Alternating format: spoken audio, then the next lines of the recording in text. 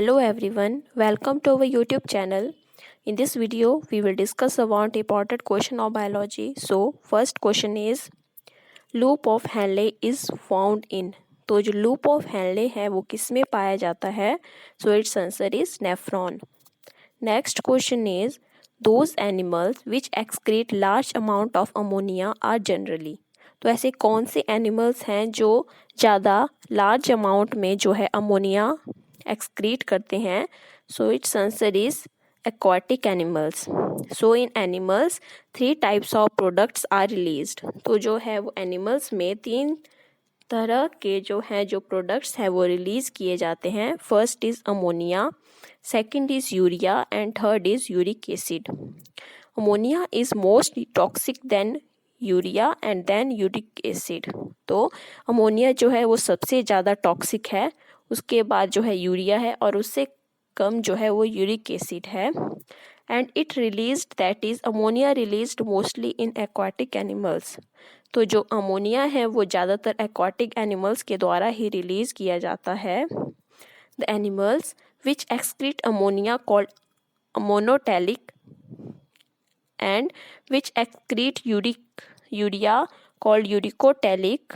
सो जो एनिमल्स होते हैं जो अमोनिया एक्सक्रीट करते हैं उन्हें अमोनोटैलिक एनिमल्स कहते हैं, और जो यूरिया एक्सक्रीट करते हैं उनको यूरिकोटैलिक कहते हैं. And uric acid excrete called uricotelic, और जो यूरिक एसिड जो है एक्सक्रीट करते हैं उन्हें यूरिकोटैलिक कहते हैं. तो human beings are excrete urea then called uricotelic. तो जो ह्यूमन बींग्स है वो यूरिया को एक्सक्रीट करते हैं तो उन्हें भी यूरिकोटैलिक कहते हैं.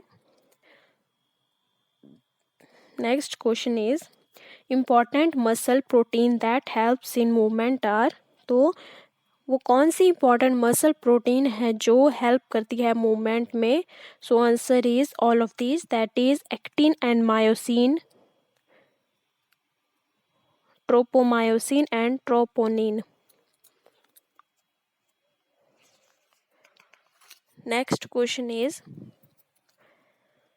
Fresh water bony fishes maintain their water balance by. So its answer is excreting hypotonic urine. So next question is if a person gets protein deficient diet for a long time he is likely to have.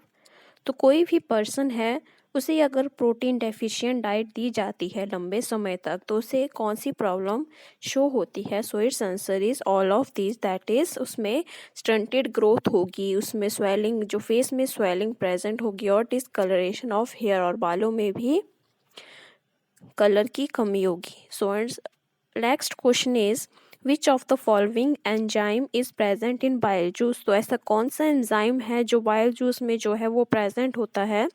So its answer is none of these.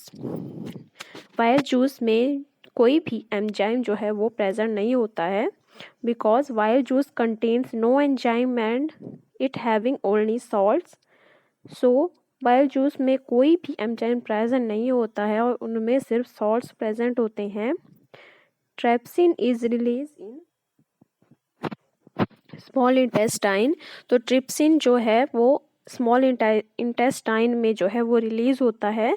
और lipase also called pancreatic lipase. तो lipase जो है उसे pancreatic lipase भी बोलते हैं. और पेटियालिन जो है वो प्रेजेंट होता है हमारे माउथ में,